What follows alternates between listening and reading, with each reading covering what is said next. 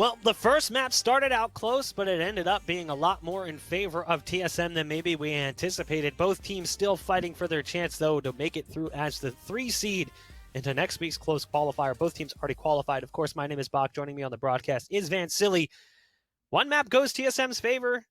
Could we see the second do the same? It is their pick, and it's a scary pick for them as well in Ascent. Yeah, so far when you're looking at TSM's record on Ascent, they're 3-1 with the one that they lost though versus Cloud9, 13-6 or 6-13 if you're on TSM side. But the thing is for Gen.G, they had a great run on Ascent as well, going 5-1 I think in their plays. Let me just check it real quick. 5-1 indeed. And then after that they lost it versus Envy, where, you know, when there's one person that's just popping off in that game, no matter what strategy that you're using, it's difficult for you to try to win that one. And that player I was talking about was going to be Mame with that op. But looking back on that first map, just to try to recap how things went before, I think one of the players that really shined for me at that point for TSM, it's going to be Sabrosa at that point. Even though that his damage wasn't there or he wasn't doing as much in terms of the ratio, he was definitely one of those players that was going to help out TSM on those retakes for the sites, and also the way that he held on the logs. He played it super patiently at one point where Gen.G took the side of the seaside map on Haven, and he was able to get a 2K and allowing his teammates to really come back and win that round. So Sabrosa for me did his job as the role player for the team as that Omen to be that flanker for the team. Sean for me, beside from that ace, I don't think I saw anything much here from Gen.G, unfortunately, of any players really popping off or them just looking in terms of any type of cohesion on the defender side here, Bach. Yeah, it didn't feel like the Reyna really clicked for them there. I mean, great damage coming in from Sean, but some of it was kind of trash damage in that it was after a round was pretty much already decided. We saw a similar thing yesterday when they were playing on Ascent, I believe it was, when Sean, or maybe it was even the day before, when Sean hit a just ridiculous 4K, almost getting an ace after the round was already lost. Like, Sean has just tremendous firepower, but I feel like sometimes Gen.G is still figuring out where to put him in to their workflows so that he can maximize that potential. So we will move over to Ascent. Gen.G gonna have the Sova, the Cypher, Omen, Jet, Reyna composition, excuse me. Now Drone swapping away from Phoenix over to Breach. That's to be expected for TSM. But it looks like the rest of the team stays on their familiar agents. Hazed again playing as Cypher now, Cutler as Sova, so a little bit of a role swap there, and Sabrosa rounding things out as the Omen, Wardell feeling comfortable as the Jet. And it looks like we're going to see a B site execute here in just a moment. You've got Mikhail waiting around the corner, probably going to see Jet go in first. There's the arrow coming out, and the shock dart does a boatload of damage, no pun intended. As they try to work their way into the site, they're going to have to deal with the players inside Boathouse. Currently, there's still one more. It's Guimon. He's got a leaping target, but it's toe shots that work out for Guimon. Ultimately bested by Wardell, but the damage was dealt. Great damage as well being dealt by Wardell as the dink shot comes through. 30 seconds left. They've got site control, but they don't feel comfortable going for the spike plant just yet. Well, they have sort of an advantage right now in terms of positioning, especially with two heavy hitters with Sabrosa and Wardell. It could still be doable. But through the smoke, unfortunately, player one gets the headshot to Sabrosa. Now there's only 13 seconds left. He has to commit for a plant at this point. This is where they're going to jump in. He gets a nice shot there onto Win. Now there's 6 seconds. He's getting pushed by Sean, and Sean dispatches him, and Gen.G wins that round. And this is what it's going to change a little bit for TSM in terms of how they played maybe about 2 months ago, a month ago, versus now for First Strike, is as soon as you start leaving Haven and you start going into other maps, Drone is actually not playing a duelist anymore. He's going as a Breach. So he's going to be the initiator that's going to try to open up for his team, be more utility-based, but also having that firepower necessary to clutch when he runs out of utilities and has to be that last one coming in to get the kills. So he used the double flash, so he went probably shield and 2 flashes to allow his teammates to move in. But aside from that, Gen.G just did a very good job holding it back to Boathouse. Well, this is what you expect to see when you've got a Sova on the B site. The early LMG pickup for Mikhail will result in some damage coming through the wall. There's the Owl drone about to go around the corner as well. But actually cancels it as the the recon dart comes through. Shock dart's going to go down. Mikhail has to be careful. Decides to get back in the boathouse so he can open fire with the Ares, and he's got targets on both sides. sides, not sure which one to favor. Ends up gunning down 2. Hazed comes in with a bit of a save towards the end, but with the amount of health left, it's unlikely we'll see much other than just a spike plant come in here. Sabrosa does have that LNG, and he's just spamming towards that dark cover. Got a little bit scary for the Jet, who is waiting beyond it. That's Quinn. Gen.G playing this one patient, though. Not going in gung-ho, knowing that LNG is in play. Well, unfortunately, one's going to fall. The second fairly soon. The right click does not connect. Unfortunately for Hayes, that's like 3 of them, but that third bullet missing just gave enough HP for a win to stay alive, get that last kill, and also the defuse to come in. They're running around just to pick up the right weapons too, so they'll probably... Oh, actually, we're going to wait for Cypher to make it all the way back to A, so he can pick up his trap wires, most likely. But at that point, though, the round is going to come in here for Gen.G. And I'm just laughing and chuckling a bit because TSM just loves doing those jumping buddy hops, right clicks to get into the site. We saw it from that pistol round when Cutler tried to make it into the site. This time, 2 of them on both opposite entrances into that boathouse to clear up that area. And again, mission accomplished for their end for TSM to get that money in, to get that plan. Now they have full utilities and ARs across the board, while it's going to be a slightly lower buy for some of them that died here for Gen.G just to keep their money right into the next as well.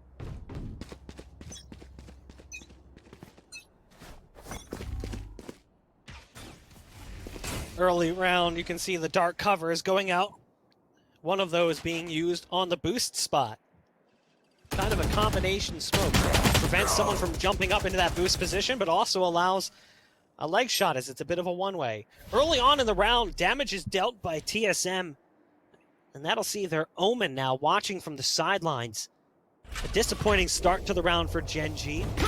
Drone gonna go ahead and lay that fault line down over towards A, and there was quite a few players in that region in general. They've got a lot of their weight shifted over towards A currently, and even one more piece potentially moving into position. Sova now leaving the B site and going back towards mid, where you've already got Sabrosa up pretty far. It's all about timing here. Does Sabrosa get beat as that smoke comes through? Sabrosa even spams inside the smoke with his 6th sense, but not quite able to connect on Mikhail, who's just waiting around the corner with a lowly ghost.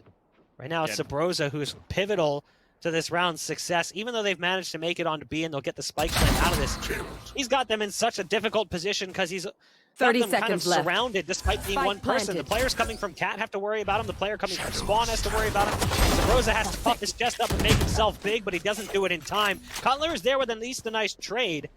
And Mikhail is going to be looking to take things back in their favor, but is it 2-on-4? And now just a 1-on-4. Mikhail swaps to the Phantom, but it won't be enough. TSM should take their first round. Yeah, and it's unfortunate for Gen.G at that point. At least Mikhail gets the first kill onto Wardell, trying to build up his ultimate points too. And as he gets killed, that's going to be it. So they don't save any weapons into the next round, but they have that money to work with to buy into the next for sure. But with that low buy that they had, they just got outsold by an Owl Drone that went towards long A, because you saw how Mikhail kind of cheated early from that B side over to A while that Owl Drone was going out and even spotted Win at that point. So they were just trying to take control of that mid-side pizza, maybe eventually pinch back into the A side. That's the gamble that they thought that TSM was going to go into. But TSM walks into an open side at B. And all this was also thanks to the openings from Sabrosa at the mid-side. Getting that early kill, lurking still towards that B side, breaking open that door, and even hiding back in the corner where Win did not expect for him to be. Was just him doing a great job on that one.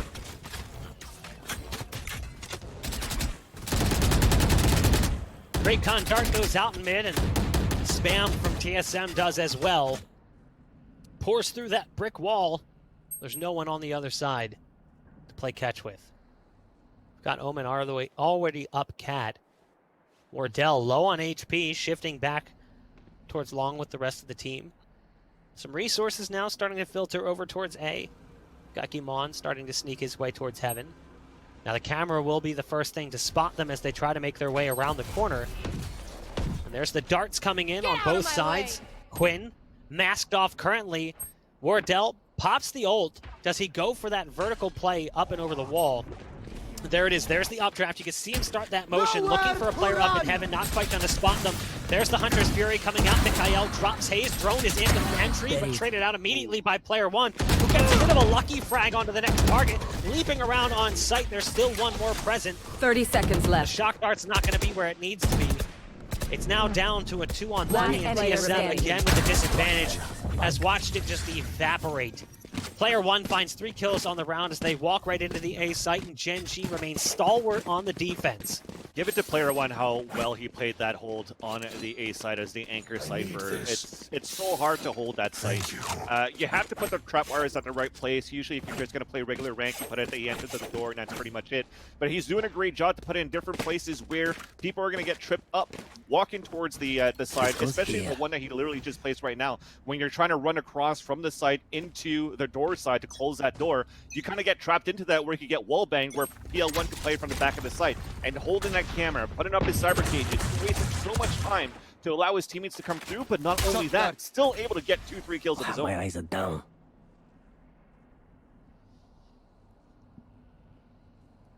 Gen.G looking to continue to control the scoreboard as TSM is working with suboptimal hardware. Got a Sheriff in play. You got some rifle work as well, but got Sean holding Cat right now.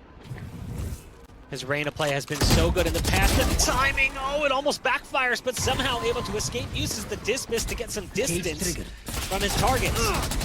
Cyber Cage goes down. Shock Dart lands right in player 1's lap, so that'll put him down on the 51 HP. Has to be careful now as his teammates are starting to fall around him. They lost their Cat hold as Sabrosa picked off Sean. Cutler's going to go down to player 1 with the Phantom, who's still in position. PL1 making himself big and mighty on that site, but not enough HP to survive the onslaught that came his direction.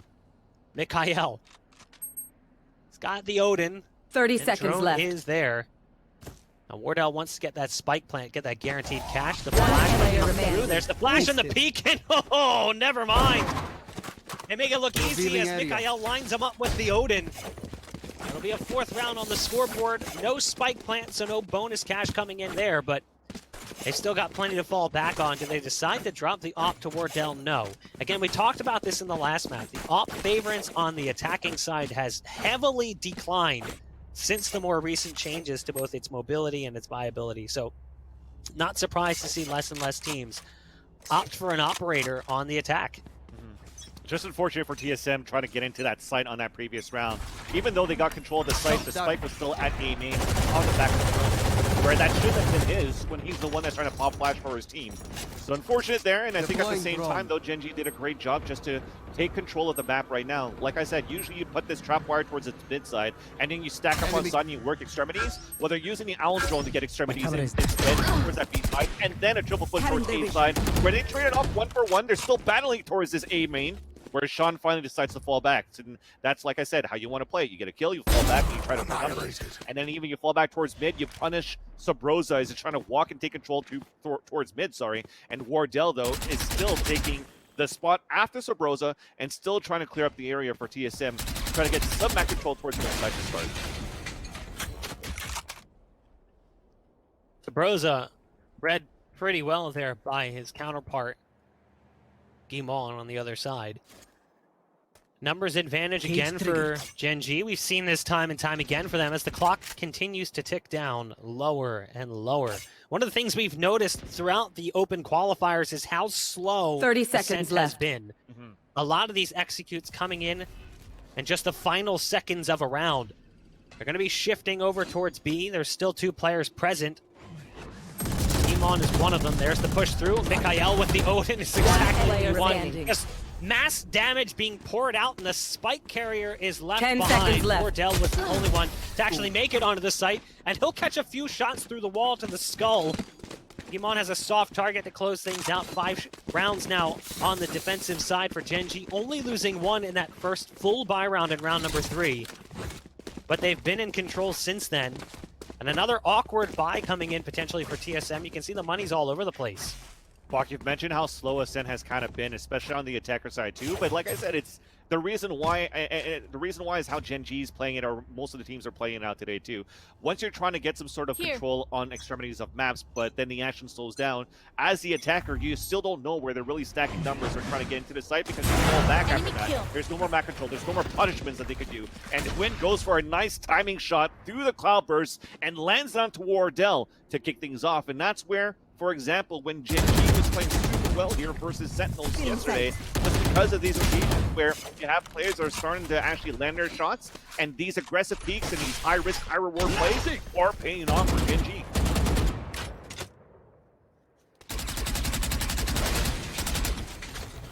Sabrosa, again, able to get control of mid. They've been comfortable allowing that.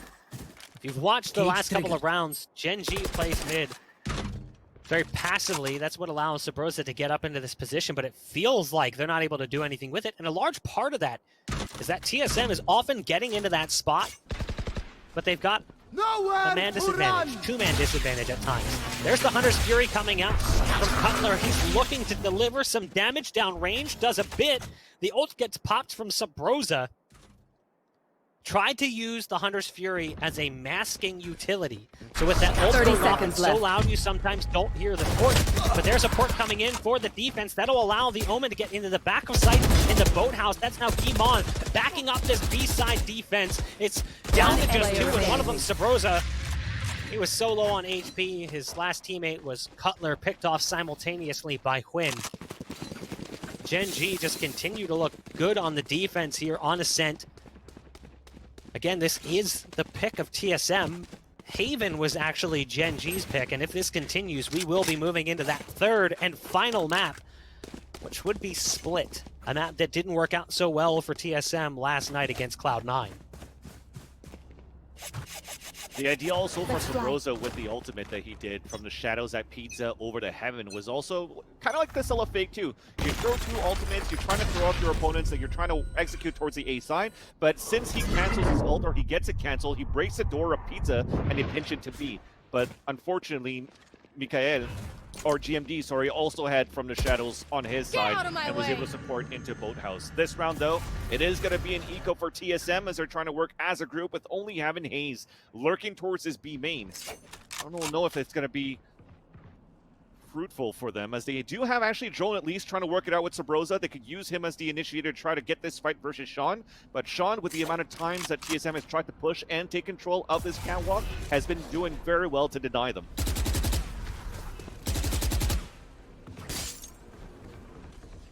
Sean, the timing almost there with that spam, might be able to still find one. A refresh on the dark cover as Sean starts to spam through, but his targets have actually already gone past and in towards the site they go. Quinn starts getting spammed through the box, doesn't stand a chance. Kimon actually able to do a little bit of extra damage, but now Sean is on damage control, trying to spin 30 it back seconds for left. his team, waiting planted. for the remaining two to get into position. It's a promising look for TSM that puts them in the driver's seat on this A site, and they've managed to scoop up a bit of hardware to work with as well. Sean now shifting back towards short as his teammates get into position. The Al drone will be coming through. There's one right to their immediate right by the big tree. That's hazed, and just like that, it's all spun around down to the breach. It's Drone with a great first shot onto PL1. But a 3K for Sean neutralizes the 3K from Drone. It will be a 7th round from Gen.G.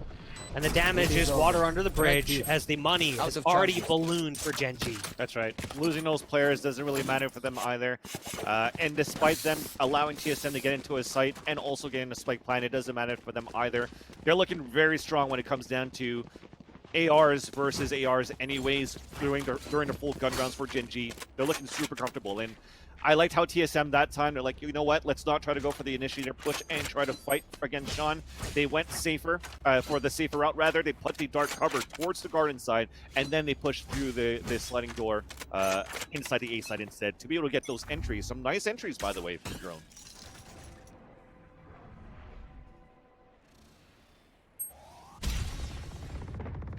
Wardell again get that off.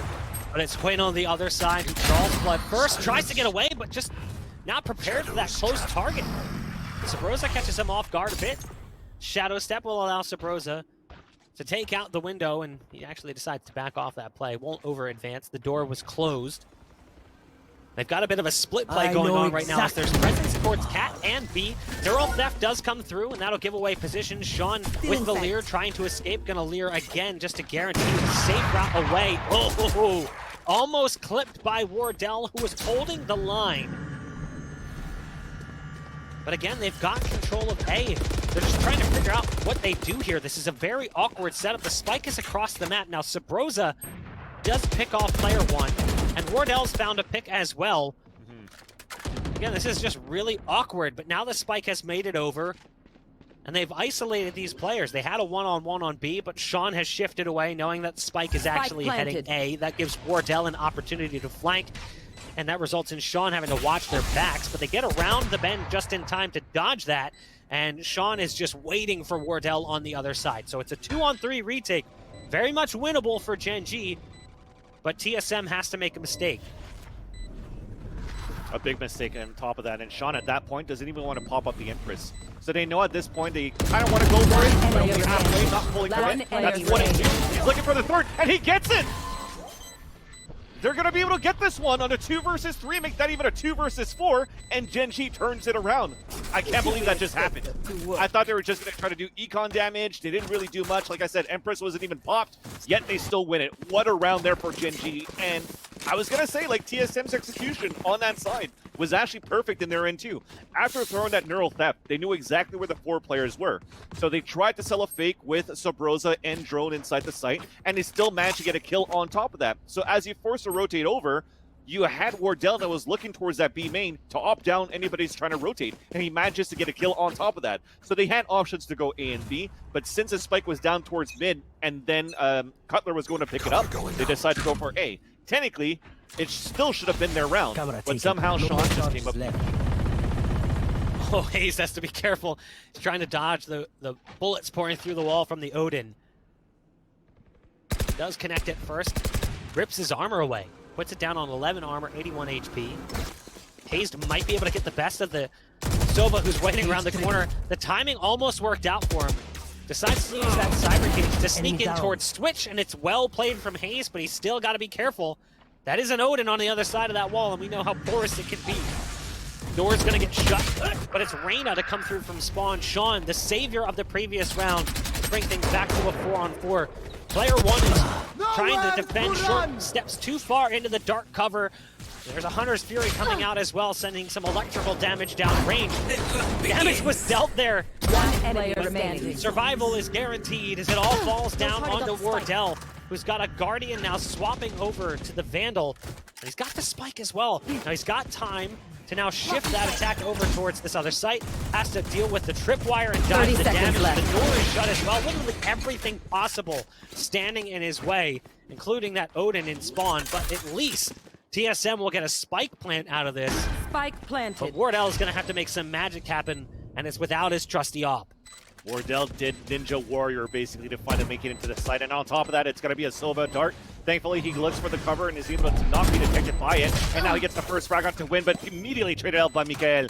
How strong has Mikael been with this Odin so far on these retakes, on these holds on the B side? But Sean is going to be the man of the hour on that previous round, the last 2 rounds actually for Gen.G. Look at him. He's at 14, 3, and 1. He's died 3 times so far in 10 rounds.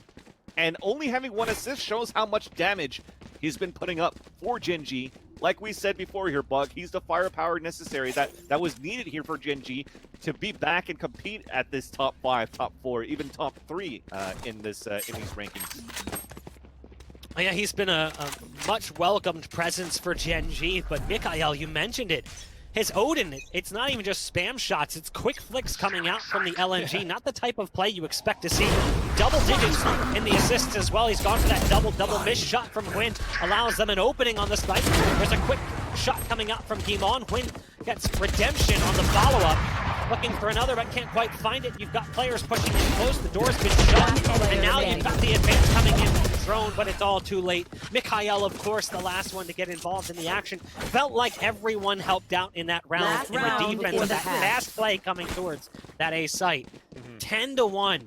Gen.G is crushing TSM right now on the defense. And even then, Mikael has 10 assists too. So despite him getting 13 kills, he's got 10 assists to be able to help out players like Sean and the rest of our teammates to hold up here on these retakes towards this B side rather, because that's where the guy is usually playing this site. So the amount of time he gets wall bangs at the beginning too, putting Hayes down to low HP on a couple of rounds as well. Gen.G is really showing a very strong defensive performance. We'll see if they can continue it up on this second half. but we still have one more round to go here as Wardell popping everything that he can. On that previous round, it was a mixed blind that they had for TSM. Still, nothing comes out of fruition from their executions, and this time they're just hoping that Wardell could pop things up because he's got 2 players behind him. And there's that first attempt, but it's Sean with the 180 with the first kill and dismisses away. Great damage coming through that wall from the Guardian spam. Puts Sean way lower than one would expect. Sabrosa sneaking closer and closer to the stairs. The Lear goes behind him, and that's what allows that to happen. He'll pass the Lear, and there's the ult being popped. Does he get there in time to cancel it? No, he allows it to happen. Yeah, brilliant play coming in from Sabrosa, as that's now a 3-piece on the round. Spike planted.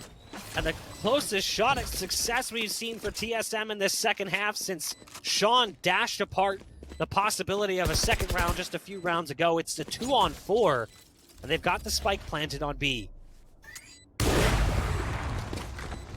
Well, they have a lot of firepower. They have a neural theft too. If they can get a kill early to figure out where the last 3 players are, should they get this kill. But a big rolling thunder comes out from Drone. That's going to hit Win. That's also going to hit player 1, and they're just going to get dismantled. Win back with the knives, and he's going to have to come up huge, but he does not. Fall short, and Drone takes the round to make it 10-2 for Gen.G. TSM. Much favorite round where they hope they can turn it over on the defender side. That is the ultimate hope. You look at what has been going on in this first half as we take a look at the replays here in just a moment. I mean, it was a unbelievably strong first half coming out from Gen.G. There were opportunities there for TSM, but it was almost always dashed apart by Gen.G in the end. I mean, we saw chances to get just some spike plants for extra cash like in that previous round. Didn't work out. But Sean was kind of the killer for a lot of those close rounds where we saw post-plant setup. We saw that massive 4K round towards the tail end of that first half when it should have been another round for TSM, but we'll see what happens here. It's a desperate pistol round scenario for TSM. They would really like to pick up the pistol. Otherwise, again, just like we saw for Gen.G, the margin of error in that first map being slim to none would be the same for TSM here on map number 2. Yeah, and with Sean getting picked off early, well, he spotted early from a recon dart, forces now Gen.G to fall back, but they're just trying to clear out areas. They're going to hear the drone coming through towards Garden, so that forces Cutler back from position, and they're actually going to try to move forward and capitalize on this. So eventually, they're going to split back into A, where there's only Drone, the first point of contact, playing all the way up Heaven. So they're playing for some sort of a retake as well for TSM.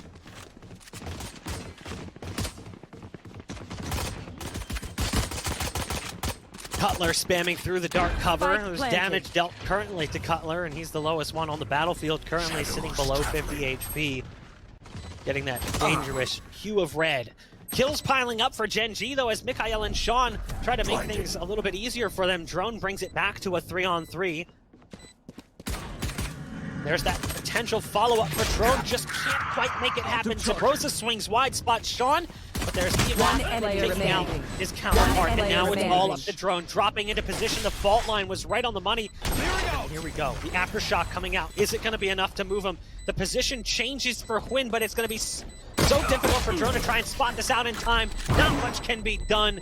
At that point, the clock was already too far gone anyway. Well played by Gen.G as they secure number 11.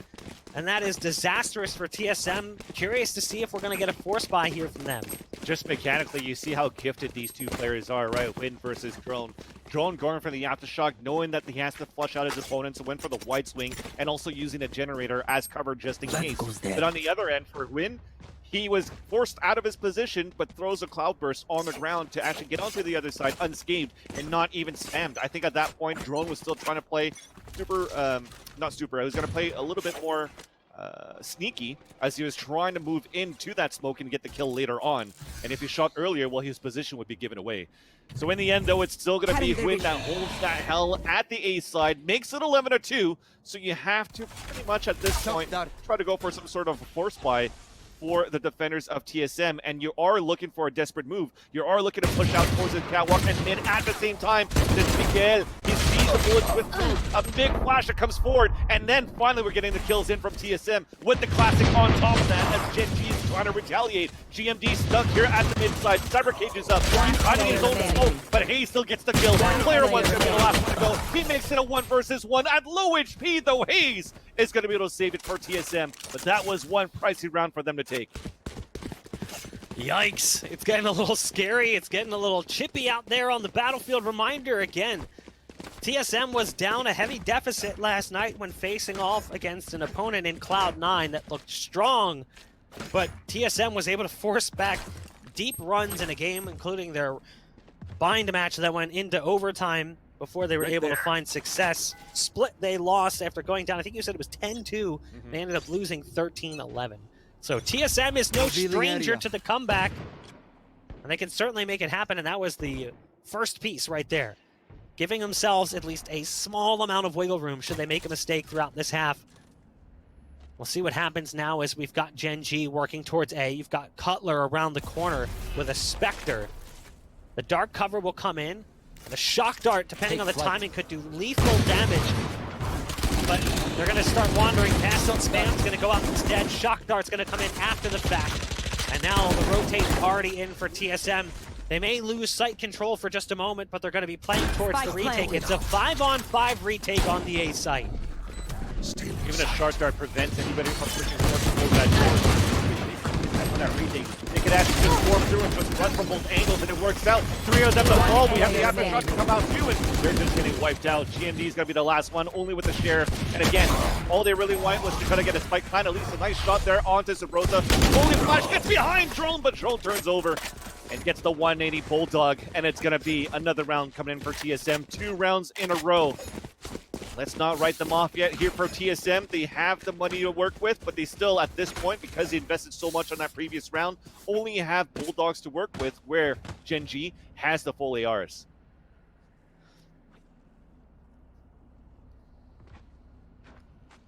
Gen.G has the rounds to fall back on, but TSM has the bankroll. Currently a little bit of extra cash in their piggy banks after the buy comes through. It's Bulldogs, so it's not exactly perfect, but bringing in what they brought in from the previous round means it's an extra way to save some cheddar. Gen.G grouped outside of A currently. Cypher, player 1, all the way up in mid in the cubby. There is a 3-player hold on A currently, but it's mostly focused towards short. You've got Cutler, Drone, and Sabrosa all playing short, with Cutler being the only one really focusing towards A. A Lear and an Aldrone come out first, and there's the dark cover, no surprise there. Quinn will likely be the one to dash out, and there it is. They'll likely Paranoia as well off to the left at some point to guarantee access to the site being a little bit easier. Spike now just making its way on the site. Sabrosa has picked off one, but there's a trade coming out, and Sean chimes in as the Reyna, a dismiss peak. It'd be so infuriating as a player to be on the other side of that one, as you watch that ghost-like figure disappear, and just like that, the odds disappearing for both teams, actually. It's come down now to a 2-on-2 as Sean has done what Sean does best. There's the rolling thunder coming from Throne to try and make the retake a bit easier, but they still got to deal with Sean. He's already got 1 ace this series, make it 2! As Sean has found another one, and this time it's going to be putting Gen.G on match number 12 as they try to force things to a 3rd map with an impressive performance here on Ascent.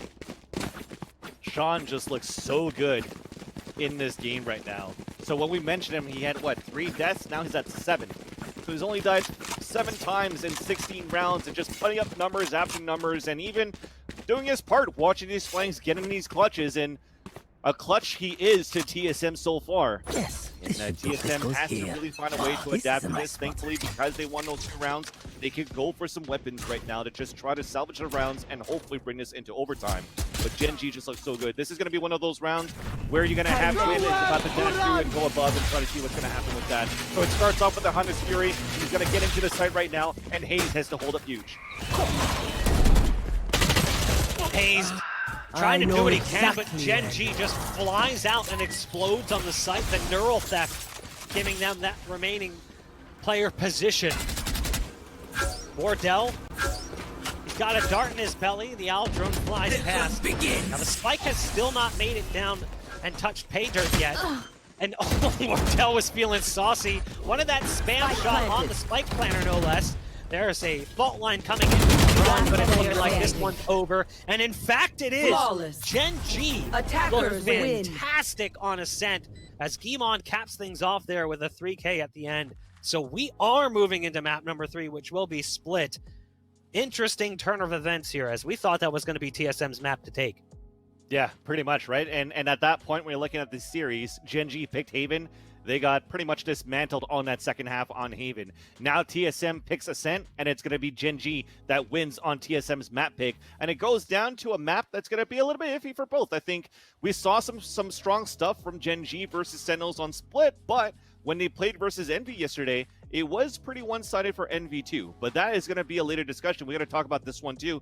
And the man of the hour to go here for Gen.G, or that game for that map, is going to be Sean's Gen.G for sure, of how he played, how he displayed such a good performance as individually skilled for that map. Yeah, Sean just looks really good in general across the series. He's looked great throughout the tournament as well. We got a small taste of him playing with Moon Raccoons last weekend in the Renegades Valorant Invitational. And obviously Gen.G didn't really appreciate the taste that they got of Sean, as he was the one that resulted in their elimination from the tournament a little bit earlier than any of us actually expected. But Sean's been fantastic as a position filler for them, taking over the role of Effie's, and things have just clicked for Gen.G. Sure, that first map didn't go their way. The first half was actually pretty close. The second half, not so much. TSM just took over. But here on Ascent, they look like a completely different team. So now we move over to Split. Things get real interesting on Split, because it is TSM who wins the coin flip. As a result, they get to start on the defense. So starting on that defense is going to make things a whole lot trickier for Gen.G, but we are going to go ahead and throw things to a break before we jump into that third map to see who's going to be moving on to the closed qualifiers next week as the number 3 seed. Stay tuned.